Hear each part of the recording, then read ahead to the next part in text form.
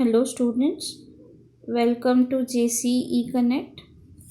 So in the previous class we have discussed about the plastic waste, how it is classified, then what are the specific codes used for describing the plastic waste and how it is been recycled and reused. Now today we will discuss the processing plastic for recycling. So how the processing for the plastic waste for the recycling is done. So processors, they receive the post consumer materials from the collection centers or even your brokers in bales varying in weight from 300 to 1700 pounds. So at a typical recovery plant, the PET bottles, that is your polyethylene PET bottles, or your even HDPE. So PET stands for your polyethylene terephthalate, and your HDPE. So HDPE stands for your high density polyethylene. So these bottles or jugs, they are transformed to clean flakes through these processing steps. So we will discuss the different processing steps for the recycling of the plastic. So first one is bale breaking and sorting. So bale breaking, so here it is related to breaking of the waste. So sorted bales are broken open and dumped onto a conveyor or a final sorting. So the PET bottles, they are manually sorted by the color, and they are undesired plastics are removed from that, and the sophisticated systems to sort by the color and remove the labels automatically are currently being developed and they are tested. Then next comes your granulation and washing. So granulation and washing includes your bottles which are turned into small flakes by a granulator, which is designed to cut clean chips without causing any excessive heat which would fuse them. So the chips are washed using the hot water, detergents and agitation to remove the labels, then adhesives and the dirt. And a centrifugal separator is used to separate the flakes from the dirty water, paper and debris. Then comes your separation, that is the third step. So separation means what? After they are washed, the flakes which are produced to a settling tank where the PET sinks to the bottom, and the lighter plastics such as your HDPE, that will float, okay, that will float on the water. So if the feedstock is nearly homogeneous, that is same type of waste is being used, a single tank may be sufficient. And if the mixture does not separate readily, a series of hydrocyclones, that is cyclones, and the centrifugal separator, both they may be required for the both heavy and light streams, with the process tailored to mix the bottles. Then next comes your drying. So here after separation, the original stream of the bottle that has been converted to a stream of PET, or even the stream of HDPE.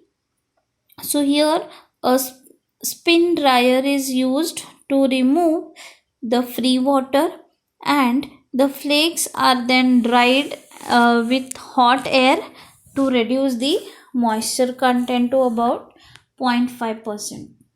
Then next comes your air classification. So here, to separate the lighter and heavier, the air classification method is used. The plants that granulate the milk jugs, that is, or HDPE products, or polypropylene caps or labels. So these they use an air classification step between the spin drying and the forced air drying. So this is to remove the light pieces of polypropylene. Okay. Then comes your electrostatic separation. So this we have discussed in your incineration chapter, that is electrostatic separation, how it is done. So the PET bottles, they often contain the aluminium caps. Okay, so when they are baled, what happens? The granulated aluminium appears in PET flakes, and after drying, the electrostatic separation is used to remove the aluminium. So the clean PET is sold as a flake, but most HDPE is pelletized. So these pelletized resin is a dust free, and it flows smoothly, and the melting and screening process, which will improve the homogeneity and purity of the solid waste, okay, plastic waste. Then the additives can be used during the extrusion process to change the melt index or the color. Then comes your reclaim extrusion palletizing, or just the reclaim extrusion. So the resin is fluidized by using the extruder, which is a simplified term, is a tapered screw inside a long barrel. So that is called as the reclaim extrusion. So the flakes that are fed into the carried towards the extrusion, they die. Okay, and the combined heat from the flow friction and the supplemental heating that bands the cause and the resin to melt. So this because of melting, the volatile contaminants which are present, they are vented from the mixture. So what happens here? Immediately before the dye, the melted mixture passes through a fine screen that moves remaining solid impurities. So this step is known as the melt filtration. And the last one is pelletizing. So the melt which is extruded through the die, that has characteristics of a strand of spaghetti. So as it passes through the orifice or the mouth, a rotating knife chops the strands into short segments, which drop into a water bath where they are cooled. So the pellets are dried in a centrifugal dryer to a moisture content of about 0.5%, and the package for shipment to the end users.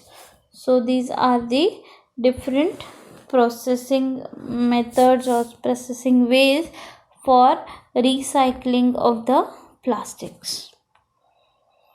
So this is a flow diagram wherein you can see the processing for recovered HDPE and PET, which is crushed for shipment. So here you can see the incoming bales, that is after baling, after collecting the waste, it is baled, and that baled waste, that is baling incoming, that is sent to bale breaker. Then the sorting and inspection is done. Then it is sent to granulators. Then the washing takes place in a washing system, and the mixed flakes they are removed by flotation tank at the HDPE. So here in between the sorting and the inspection, the colored PET can be sorted out and it is stored separately. So this, when it reaches the flotation tank, the HDPE will go to centrifugal separator. So from here the spin dryer, then the material is subjected to air classifier. Then here in air classifier the density separation takes place. Then it is sent to electrostatic precipitators, that is only for PET.